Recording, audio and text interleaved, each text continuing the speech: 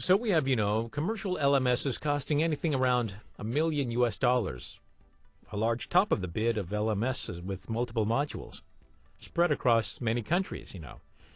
Their support, their installation, their packages, and it is not a graduated figure. If I say it'll cost, a minimum of $1 million, and if you look at any customization, small or medium-sized customization, in a report or navigation, or in a feature, then the vendor will charge anything between $20,000 to $25,000. And let me tell you, no LMS will be so good that it will suit all your requirements. You have to go for your customization.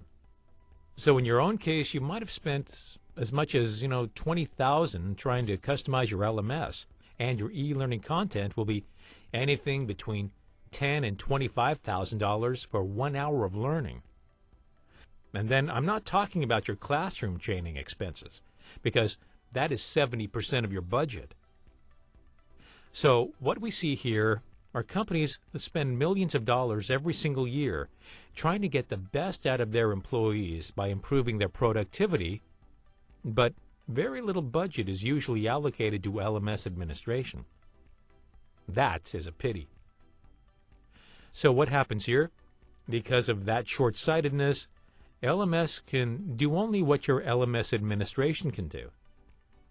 Because, as we saw in the earlier chart, that 80% of the demand is coming from the learners or the users, and there's a lot of damage and loss there. So there are qualitative losses if you don't follow a proper standardized training structure, which the LMS administration can give you. Well, you'll end up with incorrect reports, and thereby your decision-making will be based on incorrect reports.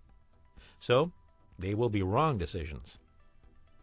You can't roll out classroom trainings on time because you'll be spending a lot of time correcting mistakes by untrained users. And the most important thing is, the learners or users will lose interest in the LMS or e-learning. They'll get negatively reinforced if they don't receive immediate support, and that will build a lot of resistance in them, and that will defeat the whole purpose of an LMS. When learners start getting frustrated with the LMS, then also those employees whose secondary job is to do an LMS, who already carry primary responsibilities, they have their priorities differently, as they have their own main job responsibilities. So you can't really, rely on sub-administrators to do your LMS administration.